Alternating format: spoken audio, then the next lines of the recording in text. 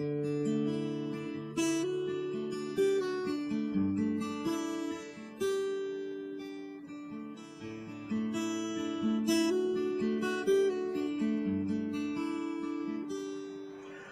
my name's Tom Hunt. I'm the Executive Director of 122 Ministries, and we want to thank you for taking the time to watch this video. And it's a little bit longer than what we hoped for, but we hope you hang in there and watch the whole thing. And as you know, or some of you may not know, this video is to replace what we hoped to have had back in October, our annual banquet, but because of what happened in the Hunt's family, things were kind of pushed off. So we're hoping that this video project will help us bring in funds that we're needing right now for operating day-to-day kind of expenses. So what you're going to watch here is some explanations of what our ministries are, as in our mission trips, as in pastors that we support, and our water project. So have a watch, enjoy this, and I'll be back at you at the end here of the video to close off.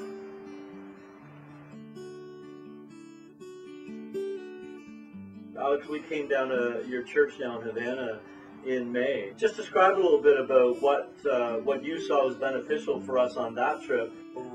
First, many kids coming to the day camp. So more kids come because we show up? Yes, okay. Yes, that's true. Always when you show up, more kids come, and that's a very good opportunity to preach the gospel. If you've been in Cuba before, you know that they don't have a lot of things that you can buy in the stores like we do here.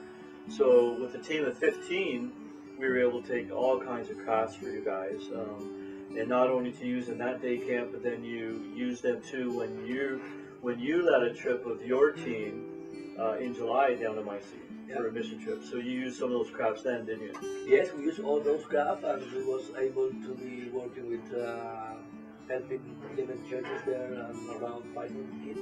500 kids? 500 kids. How many churches was that? 11 churches. 11 churches, yeah. That was a great time. I was actually there to see all that happen, and the kids were so excited to have them come and do day camps for them. Okay, going back to the mission trip, we were there in May. We also did a soccer tournament. Kind of share with the folks about that soccer tournament. Yeah, we usually you help us out to run that soccer tournament, and then we look for, we have a team in the church, and then we look for teams that are not from the church. This time was with 6 teams, so they was not believers, and so we just arranged that tournament around 2 months before you came, and then we ended up the day that week that you are there. Really helped us to preach into the youth, and to share with them, and to be able to share the gospel with them, basically. And at the end, we will have a big banquet, a preaching time and worship time. It was a great meal. Yeah. You know, for all the guys that came to that as well. On this trip too, we tried to intentionally have our team of teenagers interact more with your teenagers. And you remember we went and spent a day at the beach. How many of them? We rented a bus. How many? I forget how many we had on the bus, but it was loaded. Yeah, it was loaded. I think 50 or so. At least, yeah. Headed off to the beach for the day. And yeah, then this was a very good opportunity for human youth to share with peers, you know, just abroad, and to see how life is different, and to not, you know, the same faith, the same God. So it's very encouraging for all of them. Most of them remain in contact through Facebook or email. Yeah, they do. That's true. And we did a pizza night and movie night as well. And the youth leaders, we all gathered one night and just interacted. Again, the Canadians with the Cubans, and just had a great time of building relationships and beginning relationships and so forth. So we wanted that to happen just to encourage your teens. And yeah, I think it's important. I mean, it's not just that we need the money or the funds for, you know, buy craft or things like that. It's also the relationships that are really helpful for the group or for the youth to share with us. That's really meaningful for us there. Yeah. So we as 122, we want to continue doing mission trips because Alex sees a great value, as he mentioned earlier. When we show up, more children show up. Even though we're not doing the Bible stories or stuff, because we don't go there with religious visas. We just go there to help them reach their teams for Jesus Christ. So we do whatever we can in that regards. And they're, describe to us, Alex, so you mentioned to us a couple times now since being here that you don't know of any other church in your area at all that are going on mission trips, yet you guys go on a mission trip. Well, why is that? What's going on there? Yeah, well, that's we started thinking that because we were seeing what you was doing. So you was coming from Canada, going to Cuba, and doing a mission trip. So we started to think, well, maybe we can find a place in Cuba where you have more need than we have, and then we can help. So we started to research, and then we found out about my city, the conditions, everything, how things go there, and then we started to do it. And yeah, actually we got an idea from you, and we are very excited doing that. We have been doing for 3 years now. And you guys are planning to go to Maisie at least once a year, is that correct? Yeah, we are planning to go once a year to Maisie. It's a plan to be able to do it and to continue going there. Yeah. And I know through 122, when we go down there on a mission trip, we try to bring some funds to help them make that trip. So looking forward to what we can help them do in the future. At the same time, taking teams down from here to understand what missions are all about, for them to gain a passion to not only go, but to support and to pray and to help churches like the church Pastor Alex is involved in. And so now we want to talk about the area of pastors that we support in Cuba through 122 Ministries. There's a great need to help them and support them. Tell us, why do you feel it's good that we help support the pastors down there in Cuba? So supporting is very key in Cuba. The economy in Cuba is still crazy, so churches are not able to pay the pastors all around Cuba, but they need to live. That's something that has been happening for a long time in Cuba, still happening in Cuba. So support pastors is really key for the gospel in Cuba, for the kingdom growth in Cuba, for them to be able to support their family and stay in the place and do the job that they are able to do. So as we support these men and their families, is it true then that they can concentrate more on their ministry than having to go get another job? Yes, definitely. If they have the support for the family, then they will be able to focus, all the time they can do it. So currently, we actually support a youth pastor that is at the church that Alex goes to in Havana. His name is Kenny, Pastor Kenny, and we have him on full support. Now, a pastor in Havana would need more funds monthly than a pastor would in Maisie, just because of the area. And so we have Pastor Kenny on staff, and then in Maisie area, we have Pastor Ernesto now, and we also have another pastor just came on in July with us, Pastor Henry. And then Pastor Ernesto, he just talked to another pastor, and he's in what region? What city? Savannah. Savannah.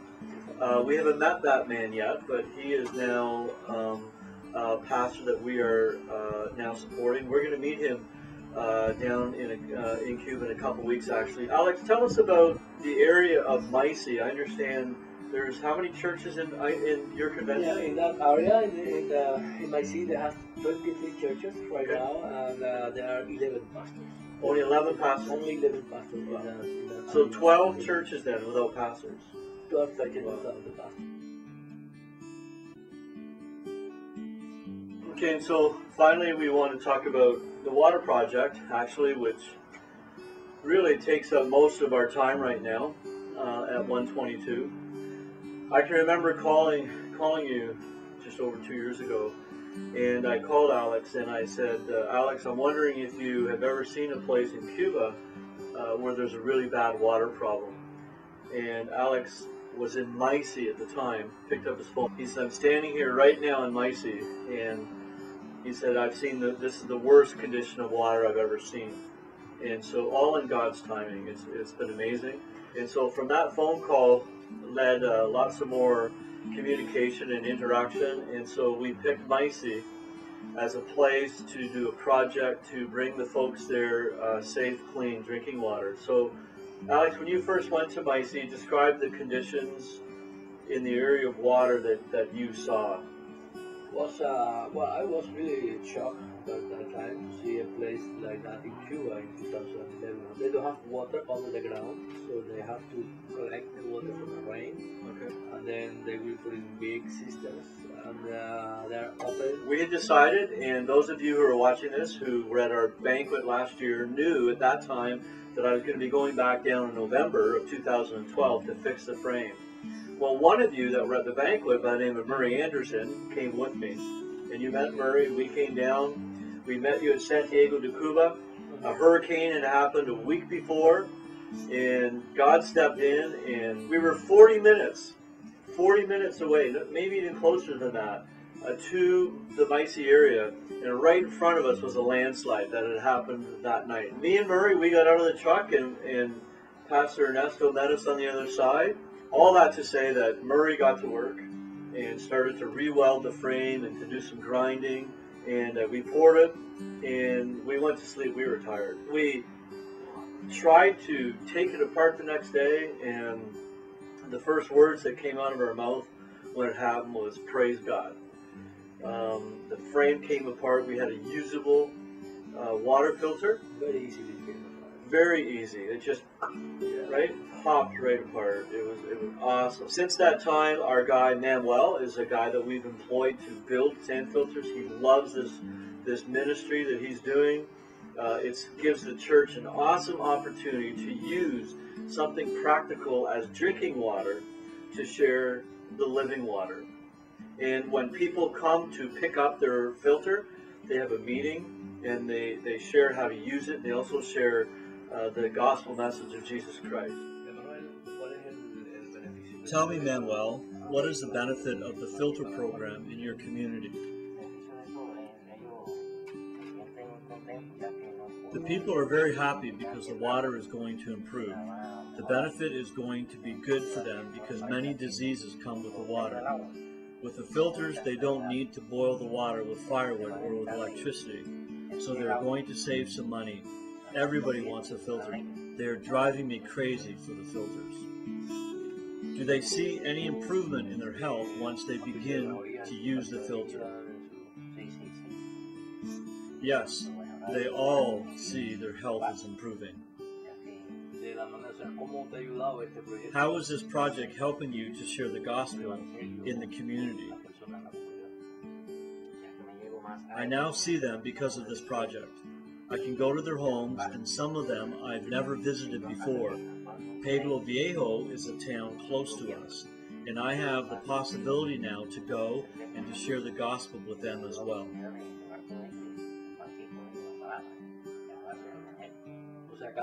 So it means you read the Bible, share the gospel, and pray with them every time you install a filter? Yes. I install the filter and I come back the next day to disinfect it, and I share with them how in the same way the filter cleans the water, Jesus can clean our life from all the contaminations that we have and all the contamination our world offers us. Are the doors of these homes open to you to come back to visit them and to give maintenance to the filters? Yes. I visit them in their homes. They come to meet me sometimes asking me for maintenance. I remember that in one home they use a very, very dirty water, and they came to me to ask for help, and then I went to visit them. Thank you. It's a lot of work that Manuel does. Yeah, it's a lot of work that he does, and he's doing a great job. I mean, he knows very well what he's doing with the process. He grasped the idea of how to do this, and a very humble man. He's also a deacon at the church. He understands that we're not just doing humanitarian good, but we are sharing the gospel through these water filters, and it's awesome to see. And the people, some of the people that have received filters, all came for a prayer meeting and a time of testimony. And some of the stories that I heard, Alex was translating, like a lady spoke up and said, now we will not die of parasites. A lot of other neat stories. In fact, we're going to have a couple of our board members read a couple of those letters for you that people wrote down their testimony and how thankful they are to you, to those of you who have been giving money to the water project, and to many others. It is it is being used wisely. And these folks are getting safe, clean drinking water. They now don't have a fear of cholera and other bacterial diseases. Hi, my name is Jamie O'Shea. I'm one of the board members with 122. It's my pleasure to be able to read a couple of letters that we received from people in Cuba that we were able to bless them with water filters for. We've decided to write these few words because we have seen that God has touched your hearts and have been a great blessing and benefit for this place as we have had the opportunity of having in our place a water filter, which has been so helpful. There are so many diseases that are transmitted by water, like cholera, that our country has been struggling with. God is great because when this cholera started, very soon after, you came with this project of the water filters. I say it again, that this has been of great help and benefit, and that God touched your hearts. That's why we are really, really thankful, and we thank you so much from the bottom of our hearts. Another person writes, "Beloved brothers and sisters from Canada, from the church where Pastor Tom works, we greet you in the name of the Lord Jesus Christ, our beloved Savior. We wish and pray to God that when this letter is read, you find yourselves doing well and blessed by our God. I am a sister of yours in Jesus Christ. I live in the province of Guantanamo in Maisie. My town is called Purielis, and it is the easternmost location in our country and of difficult access. Almost nobody wants to come because it is remote and hard to access. But here came Pastor Tom with his project of the water filters, for which I thank you so much. Before I had to boil the water with firewood, and even living in this country, it was hard for me to get it. Thank you so much from all of my heart. Thank you for gift and offering so that today we could have a water filter in our house. Many brothers and sisters from the churches here are facing very difficult situations. Some of them have to bring water from over 1 kilometer away using rustic carts pulled by oxen. Dear brothers and sisters, we never stop praying for you and wishing that God will continue to prosper you abundantly with your economy as you have a generous heart ready to help those in need." Hi, I'm Julie Linker. I'm a board member with 122 Ministries, and I have a portion of a letter from a family in Cuba who got a filter.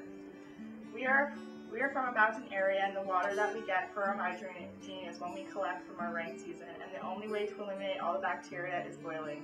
But although this is not the best, besides we had to put chlorine in our drinking water, so the taste was not good. Ever since we had this filter in our home, we feel comfortable and everything is more effective.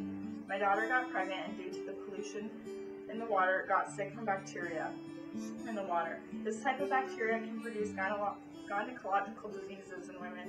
To prevent the risk of bacteria, women should use pure water, but we have never had to do this before. After having the filter, my daughter got better and finally eliminated the bacteria. I can tell you many good things about the blessing God brought to me and our community with these filters.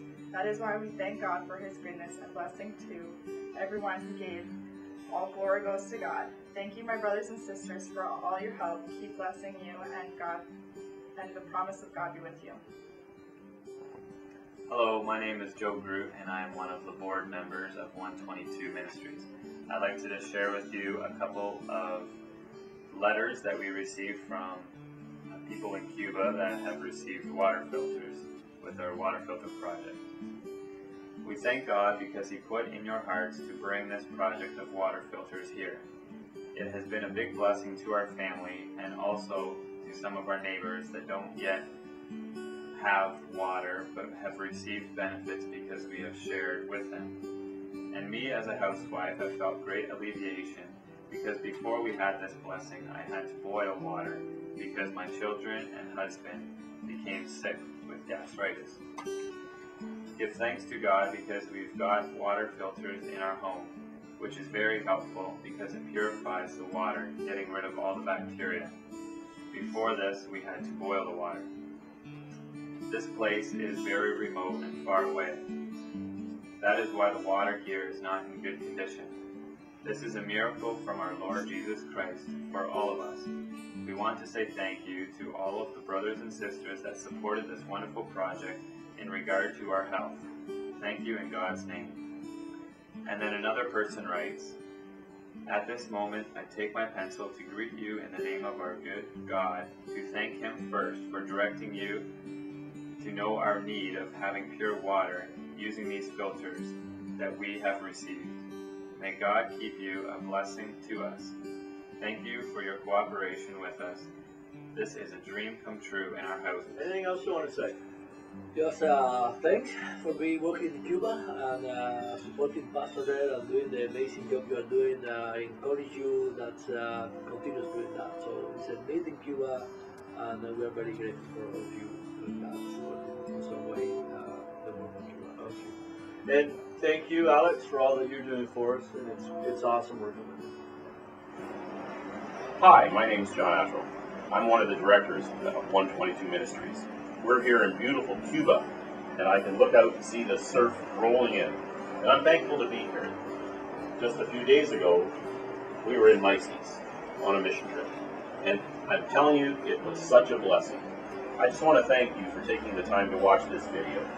And I want to thank you all for being supporters, or possible supporters, of 122 Ministries.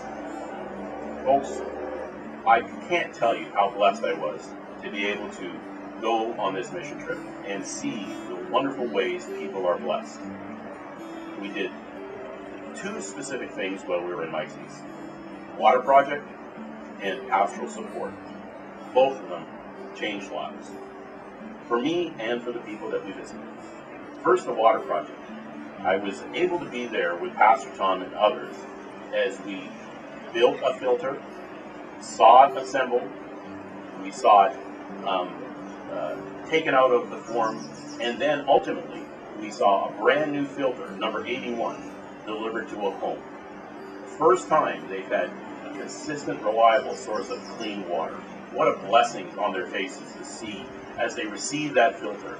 They were thankful in so many different ways. I just want to tell you folks, it truly is a blessing to have clean water. It's not just the physical blessing of the water, but then people will go back and explain the gospel in a clear, concise manner, which helps them to understand the living water of Jesus Christ. What a true blessing that is. The other part of the trip was the pastoral visits. We were able to visit 4 pastors, and to see their faces, the joy and ultimate satisfaction in their eyes about the wonderful way that we can bless them so they can bless others, is truly gratifying. One of the particular pastors we saw, we were able to give a computer to. And this pastor will be able to use this computer to be able to bless other people as he has commentaries on it. He'll be able to share the gospel in a new and illuminating way to bless his congregation. He was truly thankful. One other pastor that we visited, we asked him, how does the pastoral support that we give you affect you? He paused and said it was like an angel from heaven. There was not many dry eyes, and this man didn't have dry eyes at the moment when he said it, because it came truly from his heart. What a wonderful, wonderful thing that it is to be able to go and support these local pastors and to see the difference that it's making in their lives.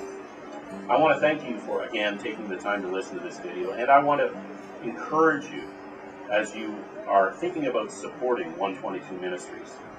Every ministry has to have support. Every ministry has to be able to support the common everyday expenses, the admin functions. And that's what this is all about. Asking you to consider giving 50, 100, 200 or more to the administrative functions of 122 Ministries. Last year we were unable to do our banquet, and this year this is a video banquet online. A request to you that is out there to say 122 is worthy of supporting. I and the other directors and Pastor Tom, our executive director, have been well blessed and are blessing many because of the opportunity to go out and do ministry in these ways. And we need your continued support to be able to do this. So folks, particularly leading up to Christmas, as the year is coming to the end, the bonuses are happening, people are looking to say, how can I top up my giving? Consider giving to 122 Ministries. Thank you and bless you. Thank you so much for hanging in there and watching this whole video as we've come to a conclusion. And just real quickly, you've seen the things that we're doing in the area of mission trips and how we're planning for the future. and with our pastors next year, our goal is to have at least 7 pastors in place and full support in the Micey area. And when it comes to the water project, right now we have 81 filters in place with 105 built. The others have not yet been delivered, but our goal next year is to have another 300 filters put in place in the Micey area. So to run all these things, like John just said, we need some funds, and we're asking you to please consider us in supporting us for our daily operating funds. We have been blessed, so we need to be a blessing to others. Thanks again for watching. Take care.